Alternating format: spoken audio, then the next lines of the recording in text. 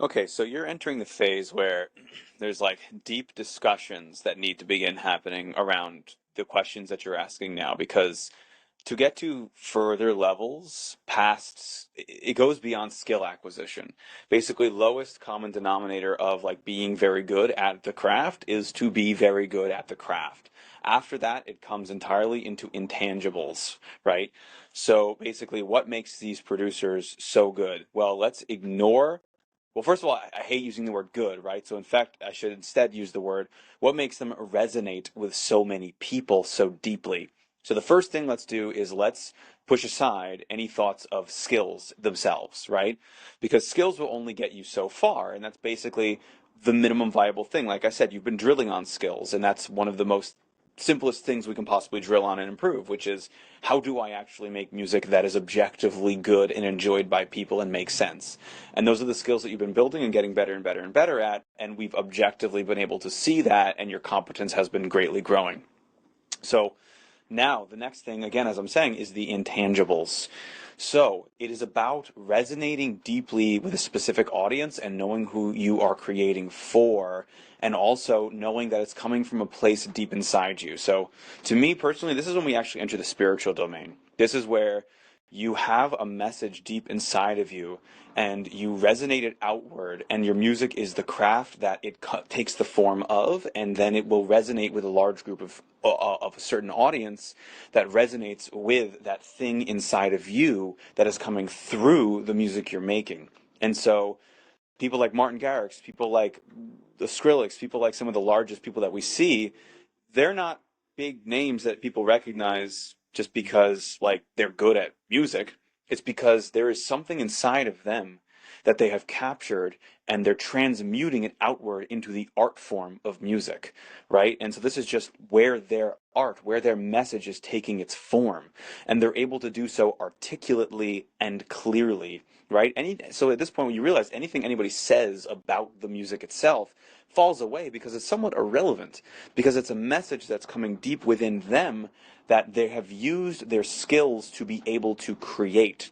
So basically, what I would say is that learning music and learning deeply the skills that you've been acquiring is all being done just so that you are ready for the muse. Because when the muse comes to you, it needs to be in a vessel that is able to receive it and actualize it into the world. So if many times I think you may get things in your brain that's like, I need to make this thing is coming out, I need to make it, but I can't do it, something is holding me back. That is a moment of your muse. And if you can't articulate it and bring it out, that muse may go to somebody else who is ready to receive it. So I'm thinking a big part, a lot of what we do is to simply prepare. Why do we drill? Why do we finish so many songs? Why do we do this? It's to prepare for when the muse shows up, so that when it is there, we can allow it to come through us, and we can consistently show it that we are here to receive it and to let it through us. So that is what I think most of these large artists who have staying power, right? There's a lot of people who are fly by night. They'll have a one-hit wonder. They'll have something happen and then they'll leave. But those who have staying power, they're surfing the intangible wave between this force that I'm talking about, where there's a message that they're receiving and they're able to articulate it clearly out into the world. And that is the gift that they have. So it is something that is both within them and also resonates with a large audience. And finding and really creating from that delicate balance. So really the next level of progress is not really skill based. It's something deeper that is harder to, that has much more kind of meditative internal work, and to show up consistently and to allow room for it. And I think it has much more to do with crafting mission statements and things that might be more business oriented but from a spiritual perspective. So for example, what is the mission statement of the album that you want to make? What will it do for the people who listen to it? What will the resonance be in the world? What will the ripples be that it creates in the world? Write the mission statement for the album, and then craft a series of work that actualizes that mission statement, and then use the skills that we're building to help you do so. That is how you get to the next level. So it's really not going to be at a certain point about, as I'm saying, like, oh yes, Martin Garrix is so good because he knows the right clap to use. No.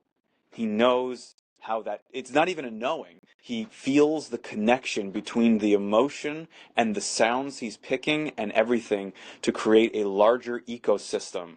And it touches everything that they do, right? So it's not even just the music, it's a whole brand. Again, if we're coming back to that branding idea, it touches on the whole brand. It's in the images that they choose, the clothing that they wear, in the colors that they're using, right? It's in all of those little intangibles. It's everything coming through. I think great examples of this were like some of the legendary like metal bands of maybe like the 80s. Like we look like an Iron Maiden, people like those, people who like really were personifying a very specific cultural statement, and everything that they did pushed out that cultural statement that was both something that came from within them deeply and also resonated with an audience. And the music was the vehicle for a cultural statement. And everything that they did was around that statement of resonance. Because again, if we're trying to reach normal human beings on a deep level, they do not care about any of the things that we talk about. They don't care about EQ. They don't even know what that is. They don't care about what clap. They don't care about any of these things.